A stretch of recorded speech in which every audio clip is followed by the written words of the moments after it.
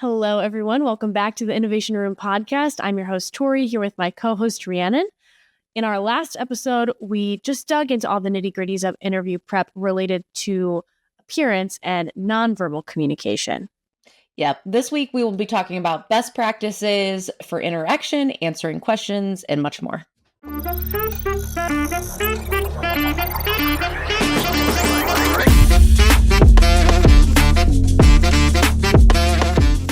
Okay, everyone, we are so excited to welcome Molly Gehrls to the Innovation Room podcast. Molly is a friend of ours through various trade organizations, and she's just always such a bundle of fun and tons of positivity.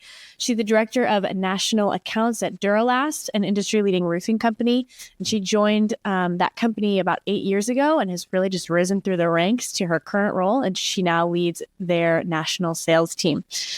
Truly, y'all, to know Molly is to love her, so we're just really excited to hear her insights on how folks can prepare and present themselves in the interview process. Awesome. Thanks for having me, guys.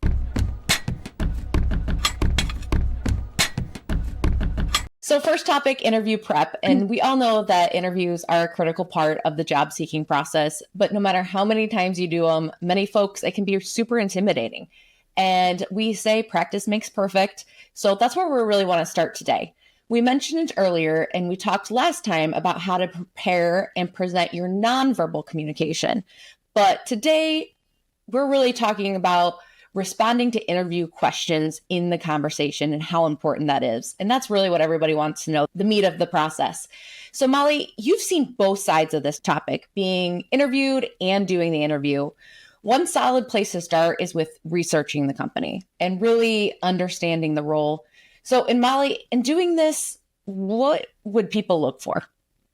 Yeah, so I work for Duro-Last, so we're a commercial roofing manufacturer, and typically looking for sales professionals or for inside sales professionals, but most of the time when we're hiring somebody, they probably don't know anything about construction, let alone roofing. So for us, I don't expect anybody to come in as a roofing expert. I really don't expect anybody to come in as a construction expert. But I expect that you spent a little time on our website. So have an idea of what our product is, maybe some of our core values that we're repeating a lot on our website. I recommend the About section or the History section, just a light digging into it to understand the basics of what the company does. I think is really important. Absolutely. And we're in the same boat. In signage, it's rare that you're going to get somebody that's going to absolutely know the ins and outs of signage or even electrical background or anything in regards to that. Would you say to have people still interview for that and not to shy away from necessarily being an expert in that industry? Yes, for sure. Yes. My motto is we can always teach people roofing. That's all right. We can teach construction. I can teach the product.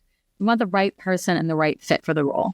Absolutely. Yeah, absolutely. I think too, in the interview, just being honest about the fact that you're interviewing for a roofing company. Like I've looked into your website. I know what you guys do, but I'm really unfamiliar with a lot of these processes and techniques and expressing an interest or an openness to learning, but just also being honest about like, I have no idea what different shingle options are or whatever. Right. Clearly, I know nothing about roofing. Definitely don't go in there though and say, what do you guys do? Yeah. I don't recommend that. Right. Not a good look. I know that Tori and I have talked before about mock interviews and practicing. Do you see a value in doing that? Absolutely. Absolutely, yes. I've had a few friends in the last year or two that are out in the job market looking for jobs. I had one in particular who went into an interview and said, I don't want to come off as rehearsed. I'm just going to be myself. Which is great. I want you to be yourself. That's great. But they absolutely fumbled because they really didn't know how to answer. And you're so nervous in that moment. So to then also add this layer of not feeling rehearsed or the answers to the questions, it just adds another layer of nervousness that you don't need. I think it's really important to practice before you go in. Even to practice, I personally like to practice in front of a mirror for any sort of speech, public speaking, or interview that I'm going into. But practicing with a partner or a friend who's in some sort of management role, it's really helpful. Absolutely. Yeah. Or even recording yourself doing the interview or something. I find with a mirror for me, like then I analyze almost like what I look like in the moment as I'm trying to respond. So that's, if you find yourself doing that same thing, sometimes just recording yourself works too, to go back and analyze. And absolutely with that, it also helps with facial expressions. And also what I just said, you find yourself, what are those words that you use when you are nervous? Those kind of catchphrases or those pausing words while you're trying to think, those fillers. So to cut those out a little bit. But yeah, it just helps with the ease. It definitely does not mean you're going to go in and sound fake or rehearsed, because you absolutely don't know exactly what they're going to ask. So it just is more of a comfort level than anything. So definitely, I agree. Huge value. So Molly, what sort of questions should job seekers prepare for to be asked? And which one indicate the most genuine interest, thoughtfulness, and practicality? Yeah. So when I started hiring, I'm just going to expose myself and tell you that I Googled questions to ask during a sales interview. Yeah. That's simple. That's where I started. And to this day, I have about a set of 15 questions I ask everybody I interview. They all came from that initial Google search. So my recommendation is, no matter what you're applying for, look for that kind of position and what do interviewers ask. That's always my go-to. I ask the kind of normal stuff, such as like, if you're in a sales role, what's your best sales experience? What is one of your biggest wins? Tell me about your sales style. But I think no matter what position you're applying for, you're always going to get the, tell me about yourself. Tell me a little bit about your background. Mm-hmm. Mm-hmm. Yeah. Absolutely. Yeah. And something with that, I think for the person that is doing the interviewing, I actually just told Molly before we started this podcast that I'm getting ready to hire a salesperson. Normally I'm hiring PMs. So those questions are a little bit different, a different set of questions. So I told her, I said, I'm going to call you and pick your brain, because that's something that she does on a regular basis. Lean into your industry peers and people that can help you that do this on a regular basis. So if you are interviewing something, but it may not be something that you do all the time. So for the interviewer, I can also get some tips and tricks as well. So I agree 100% with that. And let me ask this too. So at the end of the interview, as the person performing the interview, you always ask, do you have any questions for me? What are good questions that you've heard from people, or ones that you enjoy when people ask you, or just indicate authenticity and deep interest in the job? My motto towards interviewing is that it's not necessarily just me interviewing you. It's a date. It's do you like me? Do I like you? Do we want to continue this? What's the feeling behind it? So for me, I want you to ask questions that show you're interested in the job, and that show that you are really thinking about how it's going to impact your life. What is it going to look like on the day-to-day basis? Does it fit your current family? Does it fit your needs? So I'm very comfortable with any question about, okay, Molly, you said the job is 25% travel. What does that look like? Is it, a week, a month, or is it a couple days a month? What does that look like? Asking questions about our benefits. I think things like that really do, like I said, they impact your day-to-day life. You really want to feel comfortable knowing what those are. And I want to get asked this so I know that you're serious about the job and really thinking about the impact it'll have on you. I also like the question of, how can I succeed in this role, or what does success look like? I think a lot of companies are going to give you a different answer. And I think for your side of it, as somebody doing the interviewing, it's also going to give you a lot of insight on what is that company really looking for in their employees. Is it actually success-based metrics, or is it whoever's traveling the most, whoever's making the most calls, or is it actually based on tangible KPIs? But really, a lot of questions we get, I just want to see if somebody's interested in actually thinking about this role. So Molly, it reminds me of some interviews that I was helping with for a nonprofit setting, not for anything work related, but the candidate that we were interviewing did a really nice job of asking really practical questions. You could tell that he really wanted to know, how is this job going to actually happen? How am I going to be able to navigate the day-to-day? We were dealing with 2 locations, and he was, how far is it between the 2? Am I going to spend all my time on the road trying to drive between the 2 sites? And so I think sometimes we think, as the interviewee, like, I have to ask these really like profound, philosophical, impactful questions. And sometimes that's not a bad thing, right? If you genuinely want to know the answer. But if you're asking for the sake of sounding a particular way, that's maybe not as much of value. If you're actually communicating tangible interest through simple questions, that's important too. And I go the opposite from what Molly said too, is also asking, we all know every single job isn't sunshine and rainbows every single day. So what does a stressful day look like? What does a very busy day look like in this position? It's really good to know the not so pretty perfect parts of the position. So is that something, like Molly said, that will work for me? Will I be able to handle that type of stress? And I think, like you said, that's very practical information. And yeah, it is important, because We want the people that we hire to end up being happy in that position. Happy employees usually end up being good employees. And we really want to answer those questions for you. Absolutely. So is there anything that you would do, Molly, to prepare differently for a virtual interview versus an in-person interview?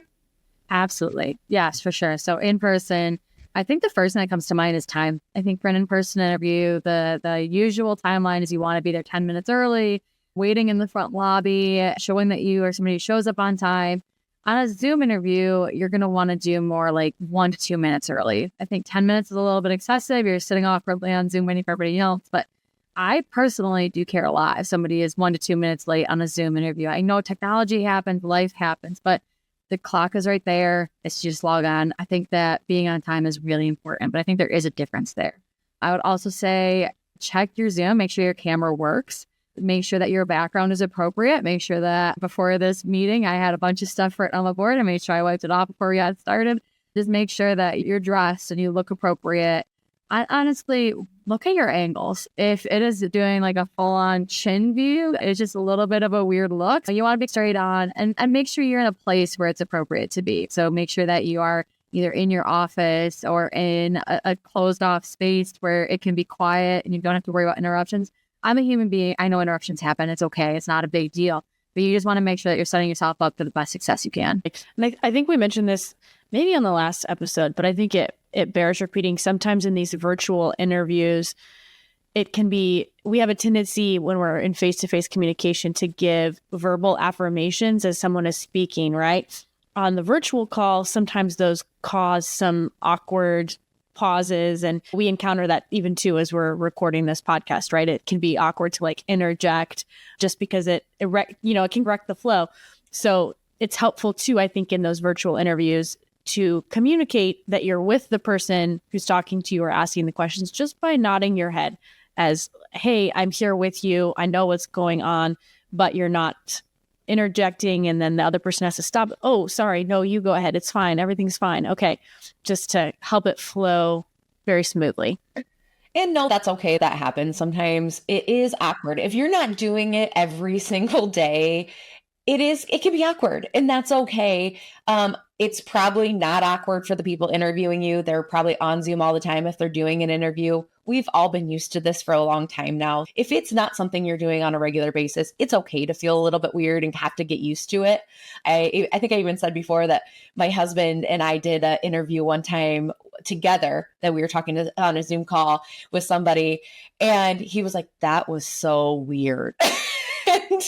And to me, I didn't think anything of it because I'm on it all the time. So it was really interesting to hear that from somebody else's perspective because he's at work all day in person. So for me, that's what I do. So it's okay. We understand that. And we understand that there can be those nerves and it's different.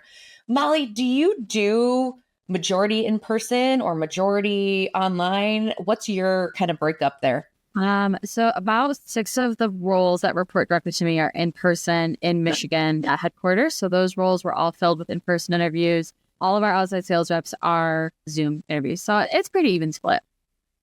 Absolutely. And definitely ask ahead of time. Ask the HR person, whoever you're setting up that interview, how will this, make sure how that is. Sometimes, again, we just assume, and that can be a little bit confusing. So make sure how it's going to set up. Sometimes even what platform, because each platform is different. So if you don't know Zoom, you've never worked with Zoom, get on Zoom through your home computer or your phone, however you can get used to the platform, but it can be through Teams, Google Meet, all different types of platforms. So if they can give you that insight, that also is very helpful.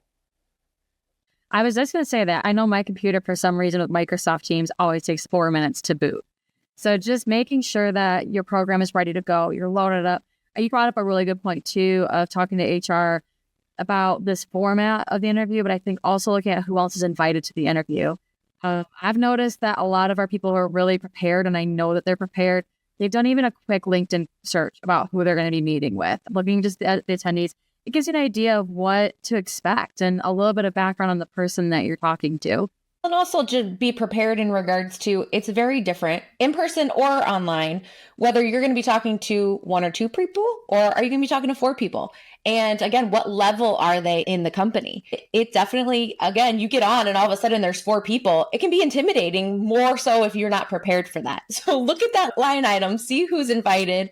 And yeah, like Molly said, Google that, do a LinkedIn search, see who they are, where they are in the company, what roles they have.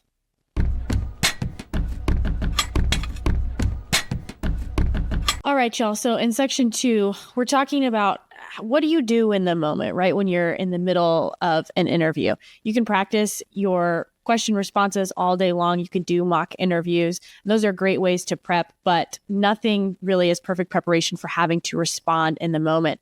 And it's an especially necessary skill, I think, for a generation that has much, much higher rates of like social anxiety and other challenges like that. So keeping yourself calm in the moment is a really important first step. And I often find that after people get through the first question or two, and you guys probably have experienced this as well, after those first couple questions, right, we develop a rhythm, things smooth out a little bit. But in those moments of really high stress, Molly, what do you recommend for just staying calm, keeping it cool? So I want to just back up a little bit from before eating the interview. So I have friends, like I said, who've been interviewing, looking for new jobs this last year. And I find people getting nervous before they even put in the application. And my motto to that is you don't have a decision to make yet. No one's offering you the job. There's so many unanswered questions. Apply for the job. It's that simple. Just put in your application and just see what happens. Give it some effort. Go to the interview. Meet the people. See if there's people you want to work with. Maybe you'll get there and be like, wow, I don't like them. They're not kind, or they're grumpy, or their office smells bad. You don't know. There might be something just off there and you just know it's not a right fit. But I find people through that part of the process get so nervous to start off with that they don't even take the step of applying the job. And I think, don't be nervous about it. You don't have a decision to make yet. You're just exploring your options. So, well, sometimes the job description can be cumbersome. Yes. And a little bit like intimidating. Like I'm not qualified for that. That for, you know how HR writes up job descriptions. They're all big and nice and pretty and all professional. Sometimes it is intimidating to really, so don't think that. I think going in, I think you really don't have anything to lose by applying for the position. That's 100% right. And like Molly said, a lot of times the aspects of the job can be taught. We are looking for the right person and personality that fits within our culture, that fits within our team. So that's huge. Absolutely. Thanks for bringing that up, Molly. Yeah. And then as far as the actual interview itself, like I said before, I think prepare as much as you can. If you come in prepared, you're going to feel more confident in yourself. If you practice the answers, if you have an idea of what you're going to say, I think you're going to feel a lot better in that situation. But my last tip is just to remember that the person interviewing is a person. They're just another person. They're not a Dancing with the Stars judge, making every little comment, every little thought, and every little movement you do. That's not who we are. You're just another person who wants to see if you're a good fit for our team and for the role that we have. It's not, I don't want to say it's not that serious because I know it is serious, but we're not looking for every flaw. We know you're nervous. We know you're uncomfortable. We know that this could be a lot of pressure. We know that you want the job or that you put a lot of effort and think about what you're going to do. We want you to feel comfortable for the most part, but just remember, it's not that high pressure. And then people get a lot of nerves about what a hiring manager is really looking at. You Absolutely. mean you don't have scorecards that you throw up? Not probably. That answer was a 10. That answer. Maybe we should try that, Tori. I don't know that we'd have great retention, but I think that an additional piece of this is just that we really want you to succeed, right? Yeah. We want you to do well. I want to fill this position. I need to fill this position. It makes my job and my life better and easier. So I want you to be the right fit, because if you're the right fit, that means I get to hire you sooner, which means, you know what I mean? So I don't think many or most interviewers are in it for people to fail. I don't want you to fail. I want you to succeed. I want you to be great. Right. So we've talked about preparing answers to questions that you might get asked, and you can definitely structure some of those answers. But what about a more general way to structure your responses that's helpful when you're communicating your thoughts and experiences? Like maybe you get a question that you weren't expecting or something, and you don't have something prepared immediately. How would you go about generally structuring? Yeah. So I think if you're unprepared for that question, it's just a little bit of a curveball, maybe that's okay. Like I'm totally fine with that. Just say, hey, do you mind if I pause a minute, think about it? Or say, let me think on that for a minute. It's fine. Or ask to rephrase the question. It's really okay. And I've had questions where people are like, I don't really have a good answer for that right now. That's also okay. I've got 15 other questions I can ask you. I do also want to add that when you're thinking about your questions, think about what they're asking, but what they're looking for. So for example, I mentioned earlier, I ask every time, what is your biggest sales success? I've had a couple people come back and tell me like a really crazy story or like something really wild that happened. That's great. But I'm really looking for an instance where you persevered and you worked really hard and you were creative and you came up with a really good solution that led to a win. That's really what I'm looking for, not necessarily some crazy story. So I have a curveball for you, Molly. So what if somebody, that question that kind of they got stuck on just along those lines, what if somebody came back and said, let me think about that. But in the meantime, can I ask you why that question would be important to know for this role? And throwing it back on the person that's doing the interview. And why are you asking me this? Why is it important for this job to know that answer? How would you feel about that? I like it. I think it's great because, again, it's you trying to get clarity on what's really being asked. Again, I'm hiring sales reps. I want to make sure somebody is going to be in meetings with customers and feel comfortable asking questions, comfortable looking for clarity. So if you're comfortable with me asking for that, it makes me think, oh, you're going to be comfortable with a customer asking that too. So I'm fine with it personally. Yeah. And Molly, you touched on something that I could see being, I'm not a salesperson, but I could see it being valuable for a salesperson and just generally valuable in the interview setting, right? Is that storytelling piece of it, right? So even if you get a question that is a little bit unexpected, can you maybe take a story that you were planning to share for in some other context or for some other question? Can you work it in? Can you shape it right? People love stories. That's why we love movies and books and all that stuff.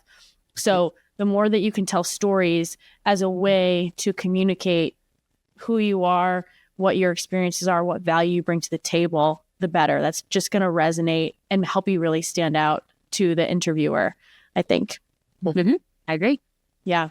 So what about when you get asked a question that is not just unexpected, but really hard to answer could be for whatever reason? How do you handle that? Like when they're asking me like an unexpected question, or I ask them an unexpected question? So if you're the person being interviewed and the interviewer asks you like maybe a question that touches on something that you're not super comfortable sharing, or that is just out of left field for whatever reason, like how would you respond as the person being interviewed?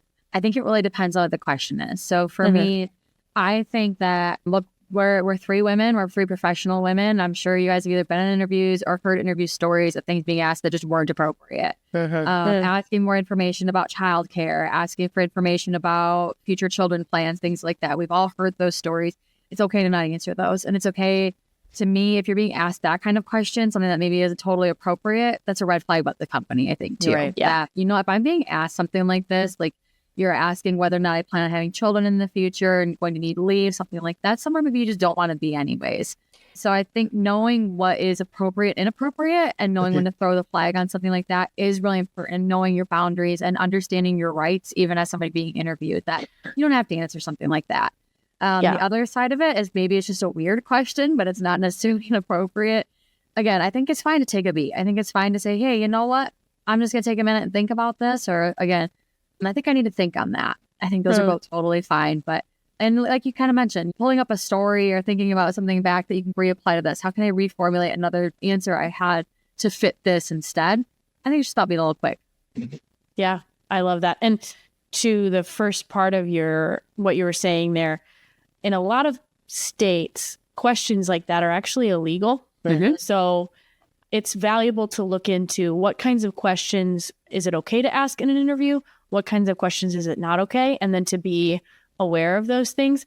Hopefully that's never happened to me in an interview where I've gotten questions that I shouldn't have been asked, but it does happen sometimes. And so knowing, like you said, Molly, what are my rights in this setting? No company has the right to know whether or not you plan to have more kids, or whether you do or don't plan to be married, or whatever, whether you plan to move in the next 6 months.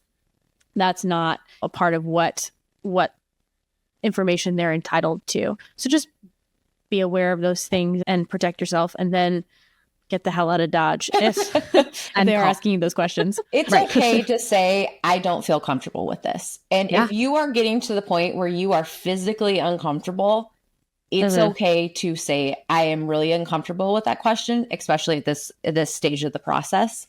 Whatever it is, know that you can say, I'm really uncomfortable. Or if Molly said, if it's a weird question, sometimes people just phrase things just so weird and strange. You're like, can you just rephrase that? And it does give you that minute to think about something. Or can you put that in a different context for me? Again, that's what I said earlier about, can you tell me why that's important to this role? Yeah. It's okay. I love that. I love that question. Why is this question? What information is it going to give you that helps you better understand me? It's a great way to send it back, balance things out. Okay. On to our kind of juicy question here, all about the money. So how should a job seeker approach the topic of salary in a way that we really want to communicate a healthy balance of confidence and humility, right? And there are a lot of different kind of schools of thought, I think, on how to approach salary. But Molly, from your perspective, what's the best way to go about that conversation? Yeah. I think let me start by saying I can only speak on behalf of myself and in my hiring practices. And for me, when I'm hiring, I don't want to play games about money. I don't want to play the game of maybe they'll give me a low number.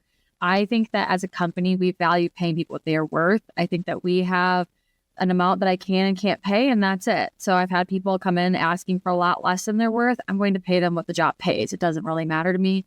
If it's a lot more, I'm also not going to play games. I've had a few people the last couple of years come in and say, let's say I posted the job for $100,000 a year. They come in and say, hey, I really can't start this conversation unless it's 120. I'm just going to say, okay, that's too bad. I'll keep you in mind if we have high paying roles in the future. And I've had a couple of those people come back and say, I'm willing to go for less. I don't want to play that. I'm not really interested in that. So know your boundaries, I think, is really important. Have that number in your mind. This is the lowest I'm willing to go at this point. For us at Duro-Last, we post the salary on most of our jobs. We found that we get, I would say, more applicants, but better applicants, people who are more suited for the role that we are looking for. I think that has really helped us. And I think it helps the applicants. But if somebody says, hey, can you tell me about what your salary expectations are for the job? If the interviewer is asking the interviewee that question, totally fine to flip it around. Can you tell me a little bit about what you're expecting, Mr. or Mrs. Interviewer? Can you tell me a little bit about what your budget is for the role? I think there's nothing wrong with flipping it around. And I've never been in a situation where flipping that around hasn't gotten the answer. Where somebody said, oh, you know what, we don't really want to talk about it, or we want to hear it from you first. The vast majority of the time, they're going to respond to that question. Yeah, absolutely. And you can always go about it in a range as well. Here's my range. Here's what I'm comfortable with. Or like you said, flip it back to the interviewing person for a successful or candidate that is good for this role. What is your budget for, or what's your range for this role? And sometimes they may not share it with you. And then you can also say, I really not sure if I know enough about the position yet to comfortably state what my range is here. Yeah. Or you can always say, I feel like I would like to be compensated for my expertise. You can always say that, put it back onto your skills. If I fit that role based on your skills and expectations for this position, I feel like that would be a fair compensation and should be compensated fairly. Yeah. It's like Molly said, it's a conversation of boundaries and values.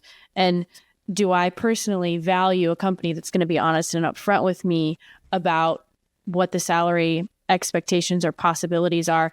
And for me, if I was looking for a job, I would want to be interviewing with a company that was upfront and honest about that. Now, some people maybe enjoy the chase, enjoy the negotiation a little bit more, which is great if you're that person. But consider, do I want to work for a company that's going to play kind of these negotiating games with me play these games to this particular level? If I'm not interested in that, then maybe this company just isn't the right fit for you. Mm-hmm. However, you can say, if a company gives you a budget, they give you, here's what this, like Molly, you have a set role. You can ask, as the person that's the interviewee, is there room for negotiation in that? And that can be a flat yes or no. You don't know really at that point in time, but it is okay to ask that. Definitely. Same with also benefits and things along those lines. A lot of times they have specific benefit packages. You can also say, is there any wiggle room or room for negotiation in regards to benefits? PTO time, sick days, whatever that may look like. It is okay to be upfront and have that conversation. You obviously don't want to look like you're trying to take advantage of the company at the same time, because there isn't that trust level that's built there yet. But it is okay to ask those tactful conversations and tactful questions to have that open and honest dialogue. So, Molly, in our last episode, we discussed nonverbal communication and appearance, and I would just love to get your take on this. What are your tips or recommendations you have for our audience on how to present yourself well, or on regulating some of those nonverbal communication pieces? Yeah. I know this is really simple, but before you go into an interview, look in the mirror, take a selfie, get your phone out and see, do I have anything in my teeth? Is my shirt where I want it to be? Is my necklace all messed up? Does my hair look okay? Just the basics, I think, of appearing. We're not looking for anybody to be super fancy, but are you well presented? Are you presenting yourself in a professional manner? And there's nothing worse than leaving some interaction, seeing you've got something in your teeth or something like that, right? So just making sure that you're put together going into it, I think, first. And then I do think where we're living in a world of Zoom, I'm pretty aware of my mannerisms at this point, because I'm staring at myself for part of the day. I think that does help as well. But it's also asking a friend, is there anything like I need to be aware of? Do you notice I do this weird, quirky thing that maybe I could work on doing a little less? But in the meeting, I will say it helps keep your feet flat on the ground. Don't be bouncing. I've got my hands like this through most of our conversation today to try to stay still a little bit. I don't want to maybe a statue, but I think it's important to look calm, stay calm, be good. And look, I'm looking for somebody who's going to smile. And I don't mean that in a way of, ooh, miss, you got to smile more, but we want people who are going to have a good attitude. But I think smiling just makes you look like you're going to be a happier person here and a good mood and somebody you want to be around. Yeah, absolutely. Show off those pearly whites. Yes. I love it. Molly, this has been such a great conversation. Yeah. We'll have to have you back on to talk about other fun, important things. Yeah, but we appreciate your time today. Yes, thank you guys. I really appreciate it.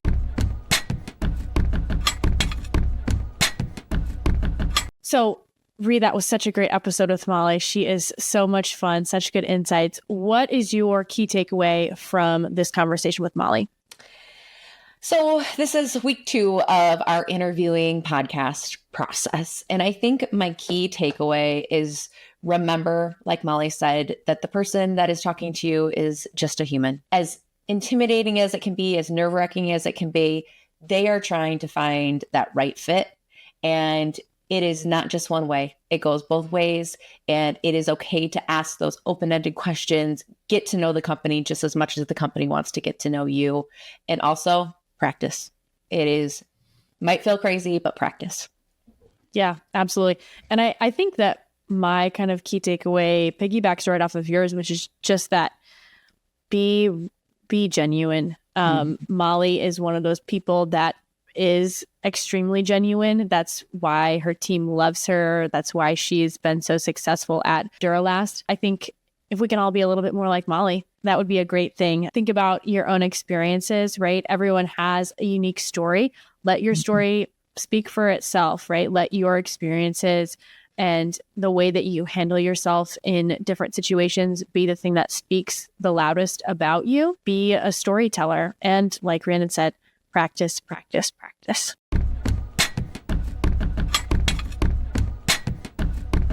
Thank you so much, Molly, for sharing your expertise with us today for the podcast. We're so happy to have you on. We hope everyone is leaving today with a better grasp on how to approach the interview process.